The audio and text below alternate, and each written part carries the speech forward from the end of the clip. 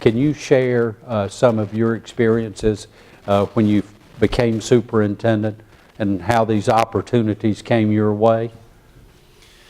I'd be happy to, Glenn.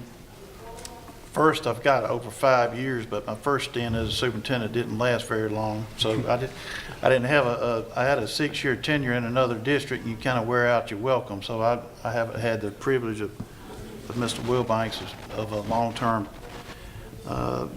work in one district. But going into Pelham, it was a very unique situation in that superintendents have been coming in and out every 3 years, and my first goal was just to outlive the newly appointed Methodist preacher there. So we've been there long enough to do that. Now you're going to have to tell us, have you? I have. Okay. See, there's a success story for you. So I feel very blessed in that regard. I believe, and from what I understand, that I believe in principal leadership. When I was appointed there in Pelham, within 2 years' time, the Board of Education there appointed a new superintendent. I recommended a high school principal twice, a middle school principal, and an elementary school principal. All those people came from outside the school district. And, you know, I knew right then that it was going to be very important that we have a leadership development program so that once we got things going in the right direction, we could promote from within. So we've been very fortunate in that regard to get things turned around, start a leadership development program, and then be able to, you know, our last openings we've been able to appoint from within our district once we got things going in the right direction.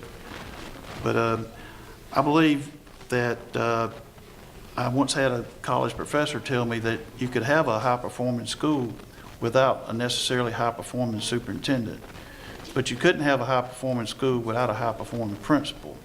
And I totally believe that. And my main responsibility in my school district is make sure that the students there have a high-performing principal. We were just talking earlier about Mr. Wilbanks was saying that he believed principal leadership was more important than teacher leadership. And I believe that as well. In a big school district compared to a small school district like mine, and I represent the others across the state, I guess, there are a lot of districts in Georgia that K-12 have one principal. Some of them have one principal and the superintendent. They're the same person.